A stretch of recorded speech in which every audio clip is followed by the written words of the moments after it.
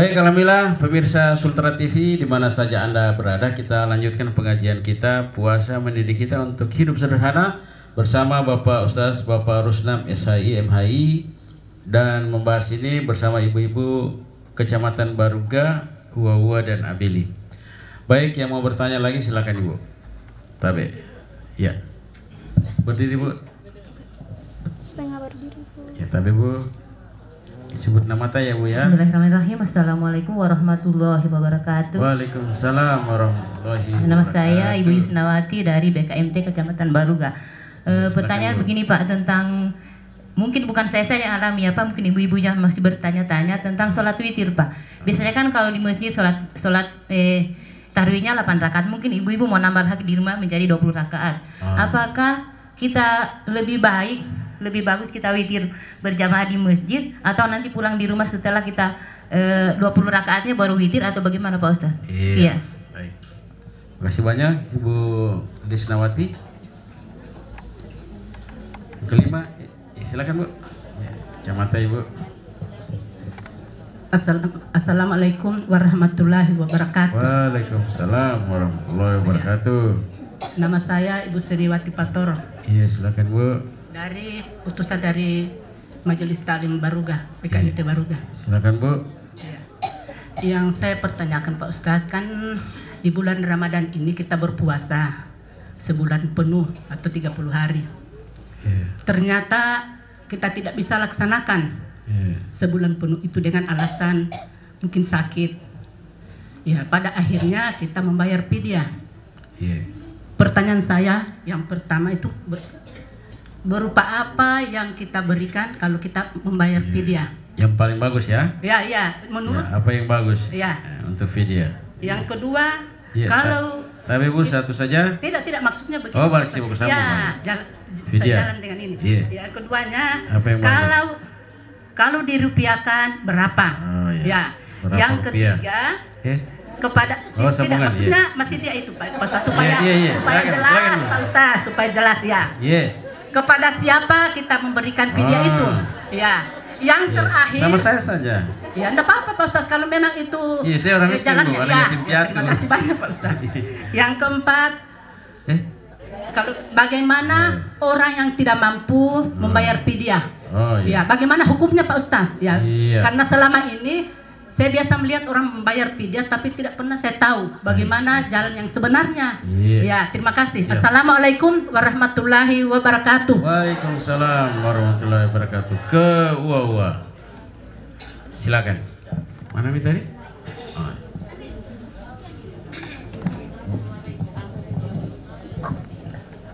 Iya.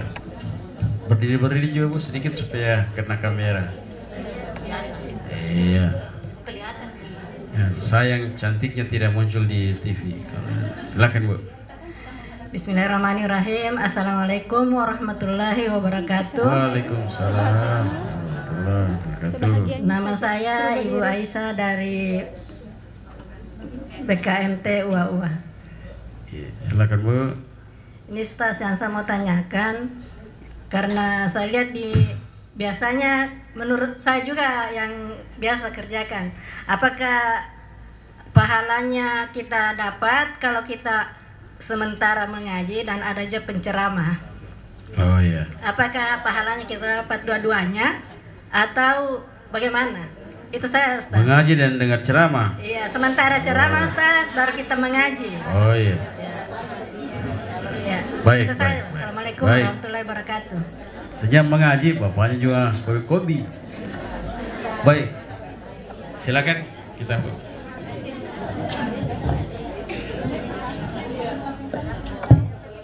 Bismillahirrahmanirrahim. Assalamualaikum warahmatullahi wabarakatuh. Waalaikumsalam warahmatullahi wabarakatuh. Terima kasih atas kesempatan yang diberikan kepada saya. Saya Anggi Besi Sasau di KMT Kecamatan Baruga.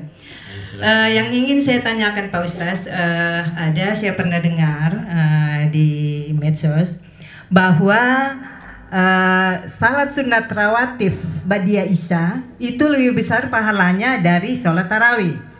Dan juga kalau kita tidak sempat salat rawatib Qabliyah dan Badiah Isya, itu katanya bisa kita sholat setelah tarawih. Ini sama penjelasannya.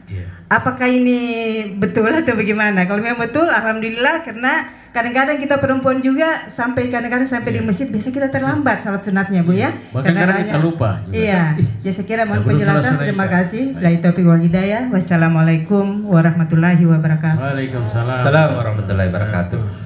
Silakan Pak dan Ibu Lisnawati dulu. Witir 20 rakaat. Baik, yang pertama berkaitan dengan pertanyaan witir. Witir di rumah. Ada hadisnya memang bahwa jadikanlah witir itu sebagai penutup sholatmu. Dari hadis itu kemudian muncul perbedaan. Jadi di mana ini? Di Indonesia ini kan ada orang sholat tarawihnya itu 8 rakaat. Ada yang mau kemudian 20. Sehingga bagaimana kasusnya itu kalau tiba-tiba imam dia ini adalah mazhab 20 sedangkan imam dia ambil witir. Apakah boleh dia ikut witir di situ? Boleh dia ikut witir di situ. Pahalanya banyak karena dia ikut berjamaah di situ. Pahala berjamaahnya dapat. Tapi kalau sudah witir, apakah tidak bisa lagi nanti sholat lagi di rumah? Boleh sholat lagi. Jadi anjuran untuk menutupnya dengan witir itu hanya sunnah muakkad, bukan wajib. Jadi boleh Bu ya. Jadi sholat saja di masjid. Bahkan kalau Abu Bakar itu biasanya dia witir memang sebelum tidur. Jangan sampai dia tidak bisa bangun sholat tahajud. Itu kalau Abu Bakar. Beda kalau Umar. Kalau Umar dia bilang saya tidak mau tutup dengan witir. Karena Umar itu tidak terganggu setan. Dia takut setan. Dia sudah bilang kalau dia bangun jam 2 dia bangun Umar tuh. Wali itu Umar itu. Umar Ibn Khattab itu wali. Jadi dia bisa setel. Biar kalau kita kan biasa sudah pakai juga alarm. Menangis itu alarmmu itu mau berputar 5 kali belum kok bangun. Karena capek.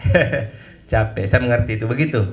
Yang kedua dari Ibu Patorot tentang video Pak. Jadi apa yang bagus, berapa rupiah, kepada siapa kita mau yang bagus, kemudian yang orang yang tidak mampu berfidyah. Ya. Fidyah itu adalah kafarat bagi orang yang tidak bisa berpuasa, yutikuna fidyatun. Siapa mereka? Jadi kalau dia itu orang normal seperti biasanya man kana minkum maridun au ala safarin, kau hanya sakit tapi kau masih muda atau dalam perjalanan, fa iddatum min ayyamin ukhar, maka kamu itu hukumnya qada. Ganti dulu, jangan dulu langsung lompat ke fidyah. Siapa yang boleh fidyah itu? Yang boleh fidyah itu yutikuna. Orang-orang siapa itu? 1, orang sudah tua, ajuzun. Yang kedua, orang yang sakit tidak ada harapan untuk sembuh. Kalau orang tua itu kan kalau ditanya masih sehat Ki, Om? Ya sehat-sehat orang tua. Ada begitu itu. Sehat-sehat tapi tidak sama dengan anak muda. Yang begitu-begitu sehat-sehat orang tua itu dia maksudnya ajus. Ajus itu dia kena fidyah. Jadi ibu-ibu ini yang sudah melewati menopausnya ke atas, sudah tidak terlalu normal, lebih banyak keinginannya dibandingkan kemampuannya. Jangan paksa diri. Jangan paksa diri. Jangan paksa diri nanti, apalagi kalau ada misalnya masalah penyakit ya, jangan paksa diri. Ibu itu boleh fidyah. Boleh fidyah yang sudah ajuzun ke atas. Sudah mulai melemah sistem-sistem organnya, maka dia sudah boleh fidyah. Siapa minta itu? Fidyah. Yang pertama orang yang sudah tua, orang sakit tidak mungkin sembuh. Nanti ada ijtihad ulama. Ada juga orang yang dihukumi juga yutikuna itu siapa? Ada orang toh hamil, melahirkan, menyusui, hamil lagi, melahirkan, menyusui, hamil lagi, tidak sempat bernafas bebek, hamil terus. Yang begitu-begitu diapresiasi oleh Allah, ditarik dia di kelompok ini, dia boleh fidyah, tidak usah mikodo. Kelompok ini apresiasi. Kok kira itu negara saja hanya mampu 2 anak cukup? Kalau 2 lewat 2 anak, mau angkat tangan saya, negara saja angkat tangan, kau masih mampu. Maka diapresiasi itu di situ. Begitu Bu ya. Fidyah itu berupa apa? Itu amun miskin. Jadi memberikan makan orang miskin. harus diberikan orang miskin dan di bawahnya miskin, yaitu fuqara. Siapa itu miskin? Orang miskin itu adalah, jadi tidak boleh sembarang, jangan kasih pasis. Meskipun tadi dia main-main, kalau kasih pasis tidak kena itu. Dia tidak masukin dia ini. Miskin itu orang yang kemudian penghasilannya itu tidak bisa menutupi kebutuhannya. Itu miskin. Ada memang pekerjaannya, tetapi serabutan, ganti-ganti, tidak jelas. Kadang kemudian dia tukang batu, kadang juga kemudian dia ini tukang parkir, macam-macam, ganti-ganti, tidak jelas, serabutan, begitu. Itu to'amun miskin. Di bawahnya ada lagi, siapa itu? Ini yang paling bagus dikasih, namanya fuqara, fakir, fakir jiddan. Siapa itu fuqara? Orang yang tidak ada pekerjaannya, tidak jelas memang hidupnya. Pokoknya ini tidak jelas, pokoknya besok ini apa? Tidak ada, tidak jelas begitu. Fuqara itu tidak ada pekerjaan dan tidak jelas apa mau makan apa. Kalau yang miskin tadi ada makanan tapi dikurangi semua, tidak cukup, dikurang-kurangi semua. Mereka ini sudah puasa sebelum bulan Ramadan, mereka ini orang-orang ini. Itu targetnya fidyah. Berapa dikasih? Sama standarnya itu, standar sahnya itu memberi makan satu orang miskin 1 kali 1 hari. Boleh kalau ibu mau 2 kali, boleh 3 kali. Kan ibu makannya 3 kali tau? Kalau mau kali 3 begitu. Berapa jumlahnya kalau dirupiahkan? Kira-kira maki saja berapa harganya nasi dos itu. Kalau di zaman Nabi itu biasanya bahan makanan. Sekarang boleh diuangkan. Saya termasuk ustadz yang membolehkan pakai uang. Jadi tapi Pak Ustaz tidak harus beras saja ya. Boleh makanan yang sudah masuk. Iya, sekarang justru saya anjurkan. Kenapa di zamannya Nabi itu berupa makanan? Karena di zamannya Nabi itu makanannya siap makan. Kurma. Fidyahnya pakai kurma, bisa langsung dimakan, tidak terlalu dicampur.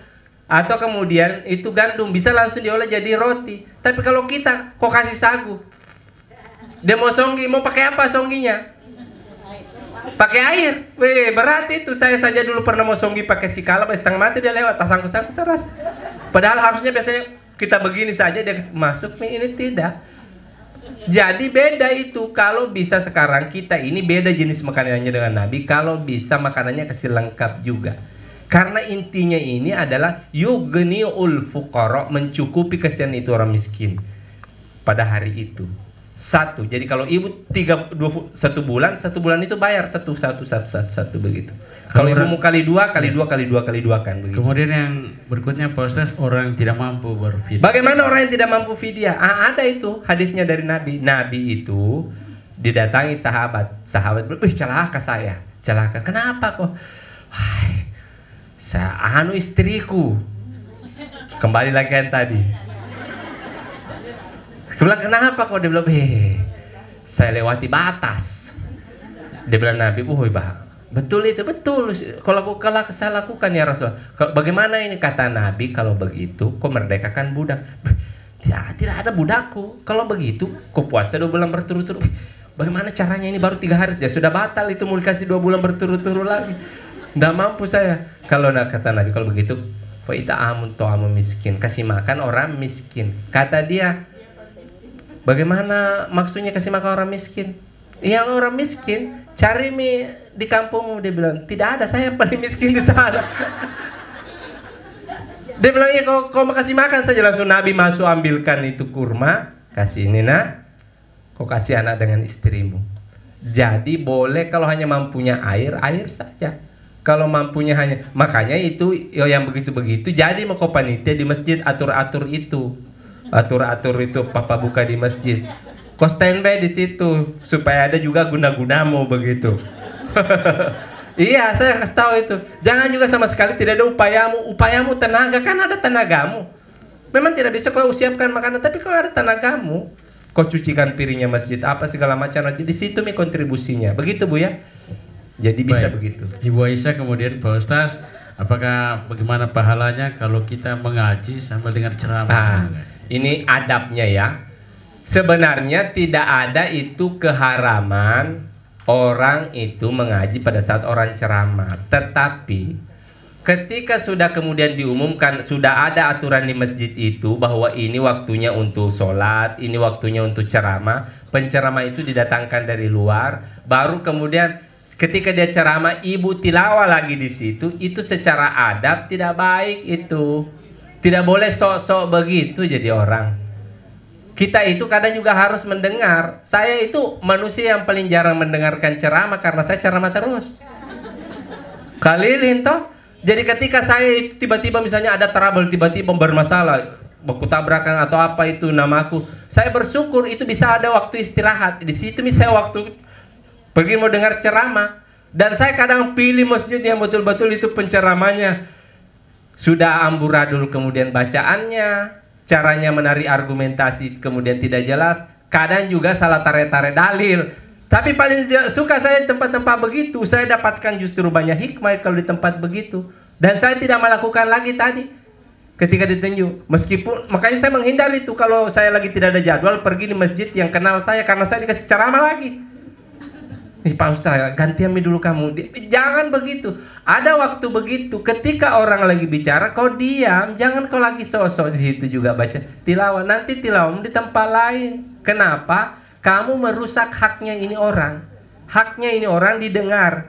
Kamu datang ke masjid itu kan mau kemudian ibadah. Ini didatangkan oleh panitia untuk kemudian mengajari begitu. Meskipun kita itu beda pandangan jauh dengan itu Ustadz. Apalagi jangan kasihan di depannya, dia ceramah di sini, gosok juga tilawah di depannya. Itu menyakiti hati orang itu. Adabnya tidak bagus dalam adab taklim muta'alim. Jadi kamu harus mendahulukan yang terdahulu, membelakangkan yang belakang. Tilawahnya pending dulu. Nanti di rumah. Ya, baik. Pak Ustaz, dari Bu Andi Besi Sausau, sholat sunat Isya. Ya. Sholat sunat Isya itu. Sholat qobliyah ba'diyah tadi yang saya tangkap. Qobliyah ba'diyah daripada witir. Bolehkah dia sholat qobliyah ba'diyah itu? Ya. Nah, jadi mana lebih besar pahalanya antara sholat sunnah qobliyah, sholat sunnah qobliyah ba'diyah dengan sholat tarawih? Kalau lihat hukumnya, dia ini sama-sama sunnah.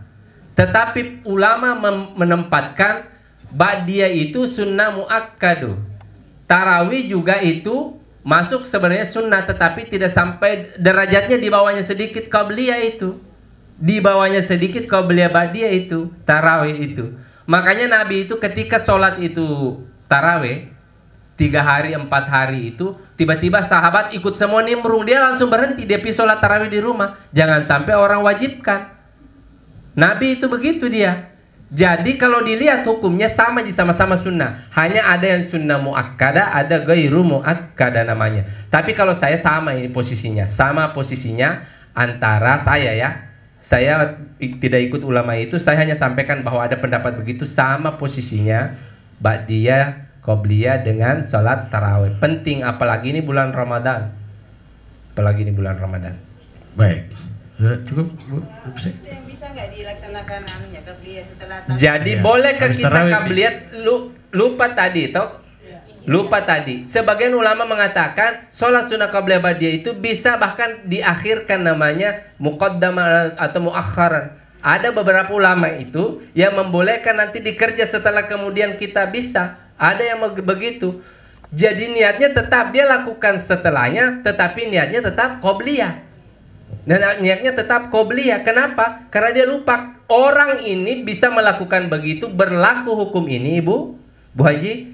Kalau orang ini memang ahli sunnah qobliyah dan ba'diyah, dia selama ini tidak pernah melepaskan itu dan ada perasaan lain-lain. Kalau dia tidak lakukan itu, maka qobliyahnya bisa dia lakukan nanti setelah di waktu ba'diyah. Kalau lupa ya, Pak Ustaz. Kalau sengaja lupa? Tidak. Oh, iya. Jadi baik lupa atau kalau lupa kan tidak ingat berarti. Ya kalau tidak ingat berarti tidak ada. Begitu. Jadi yang dimaksudkan ini orang yang selalu menjaga qobliyah ba'diyah. Baik, kesimpulan Pak Ustaz, topik kita hari ini puasa mendidik kita untuk hidup sederhana. Baik, puasa itu adalah ibadah ruhiyah, mengajar kita bisa menahan diri terhadap sesuatu yang sebenarnya haknya kita, tetapi ditahan. Supaya kenapa? Supaya kita diajar oleh Allah bisa menahan diri untuk hal-hal yang halal. Kalau yang halal saja bisa kau tahan diri, apalagi yang haram, apalagi yang bukan hakmu. Esensi puasa itu adalah kita ikut merasakan suasana perasaan saudara-saudara kita yang tidak mampu, supaya kita memiliki kepekaan diri. Makanya pada kesempatan ini mari kita kemudian menjadikan puasa ini sebagai ajang untuk kemudian hidup lebih sederhana, dalam artian kita mencukupi kebutuhan kita dan tidak bergaya hidup hedonis berlebih-lebihan. Karena berlebih-lebihan itu adalah teman setan. Lebih dan kurangnya mohon dimaafkan. Assalamualaikum warahmatullahi wabarakatuh. Waalaikumsalam warahmatullahi wabarakatuh. Makasih banyak Pak Ustaz. Makasih banyak juga ibu-ibu. Baik, ibu-ibu dapat ilmu toh? Alhamdulillah. Juga kita bersalam-salaman, silaturahim sebentar, kita juga dapat amal silaturahimnya, dan ada malaikat di antara kita karena kita bermajelis ilmu. Baik, pemirsa, terima kasih atas kebersamaan Anda. Kami yang bekerja sama, pemerintah Kota Kendari, BKMT Kota Kendari, Majelis Ulama Indonesia Kota Kendari, dan Sultra TV mengucapkan terima kasih atas kebersamaan Anda. Kita akhiri, billahi taufiq wal hidayah. Wassalamualaikum warahmatullahi wabarakatuh. Siar Majelis Talim Kendari bergerak, BKMT maju jaya.